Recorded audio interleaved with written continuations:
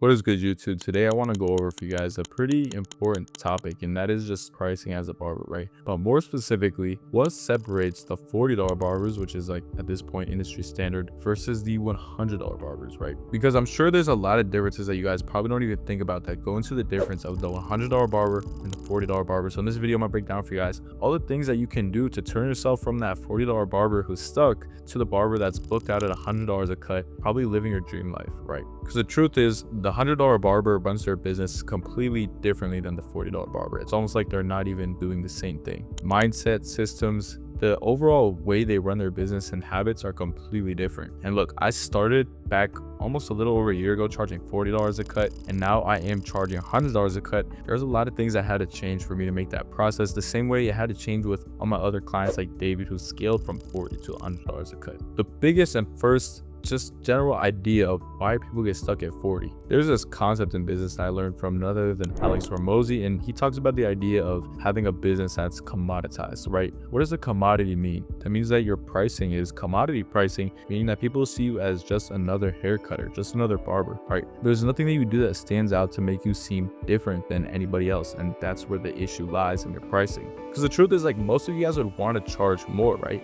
It's just the main problem is you guys have all these limited beliefs of why it's not possible. So what this commodity pricing ends up doing is it ends up putting you just in the same section as all the other barbers who are just competing for like the cheapest pricing, right? And you guys end up being replaceable, literally seen as just another barber, as I said. But overall, the $40 barber is just okay with being average, right? He doesn't really have a growth mindset. He doesn't really want to be better. He doesn't want to stand out. In fact, most $40 barbers, I would say, they're scared to stand out, right? They're literally scared to stand out in the industry and charge more, or just to be the most expensive person in the area, in the shop, because they're scared of what other people are going to say and what other broke people are going to think about them. They listen to the clients and the barbers that aren't even making a lot of money, honestly, when they tell them that no one's going to pay more. Of course, they're telling you that because they wouldn't pay more themselves and they've never seen it done before. But you're taking advice from people that you probably wouldn't even want to trade places with, right? If you're not going to trade places with them, why are you taking advice from them? It just doesn't make any logical sense. A lot of the time, these $40 barbers end up having this mindset of like that they're resenting the $100 barbers that actually got success, or just people that charge more and just say things like they're overpriced, they're scamming, they're overcharging clients, they're not booked out, saying whatever justification they want to cope, instead of just trying to become that $100 barber and knowing that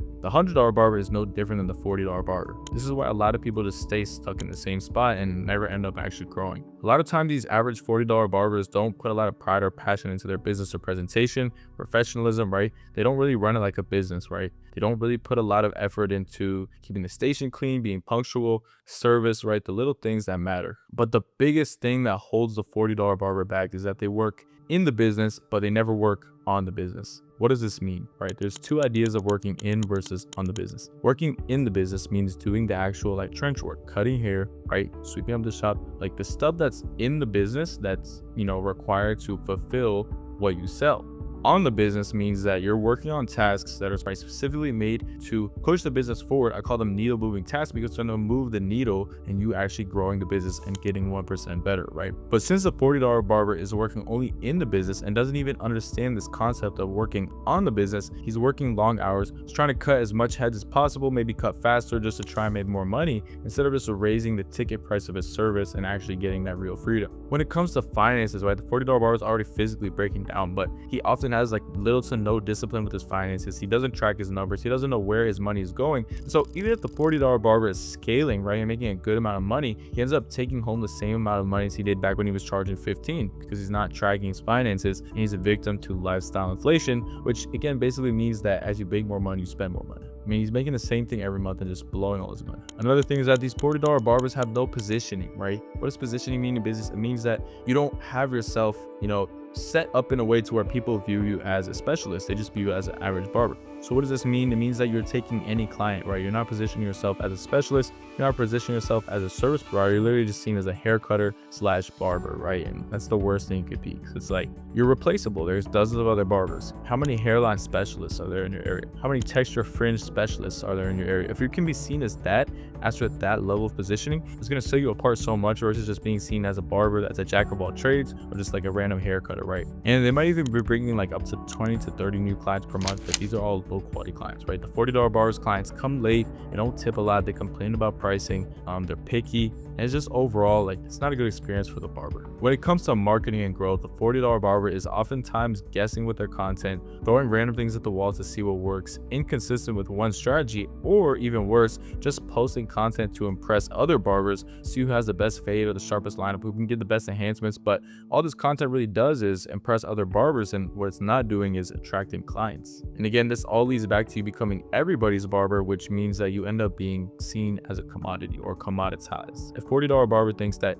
being fully booked is a good thing, and instead of raising prices when he gets fully booked, he just tries to get more and more and more booked out in advance, meaning more and more and more work for him, right? And maybe he might even just take on more haircuts per week and think that, you know, how many haircuts you do per week is a flex. At the end of the day, these $40 barbers are stuck. No growth, no time for themselves, and no freedom. On the other hand, this $100 barber has completely decommoditized himself, right? He's not even competing with the $40 barbers because he's in a completely different category. He's seen as the best in his area, in one specific area, and he's seen as somebody who specializes in a certain type of service, right?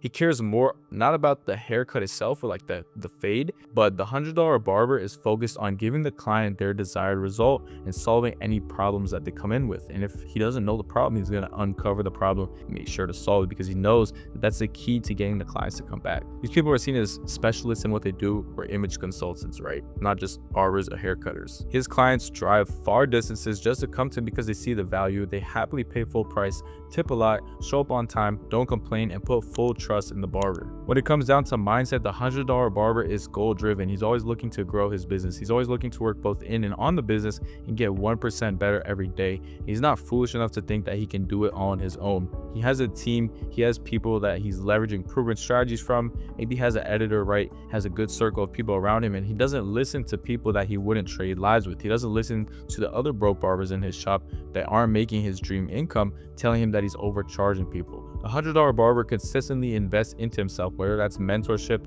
education for business, or just investing into a team such as the editor. The $100 barber does not hesitate to buy the best quality equipment and just invest back into the business, right? And unlike the $40 barber that might have extra side hustles or just doesn't put 100% effort into barbering, the $100 barber has made barbering a multi-six-figure career and probably has other streams of income already from brand deals or social media platforms like TikTok. Again, the $100 barber has all his numbers there. He knows his views, he knows his new clients booked, he knows his revenue, profit, expenses, where his money is going, right? This allows him to actually build wealth instead of just having lifestyle inflation. And the $100 barber works on the business to market himself every single day, get 1% better, and do the things that are going to push the business forward, constantly setting new goals, trying to grow the business every like 90 days or so. And he runs the chair like a real business. The $100 barber is attracting premium clients by posting strategic content daily, solving a problem and emphasizing what he specializes in while also building a brand. Every video solves problems. They're bringing in at least 60 new clients per month, 60 to 100. And the $100 barber understands the most important thing of all. New clients equal growth, and without losing your old clients, it's impossible to grow. This means that the $100 barber is working fewer hours while making more money, having more freedom, and building a brand, something that actually lasts, leveraging social media to build a proven personal brand. The $100 barber has found a balance. He has time for family. He has time to take care of his health. He's not overworked and underpaid like the $40 barber. And most importantly, the $100 barber sees people succeeding and surrounds himself with those people and knows that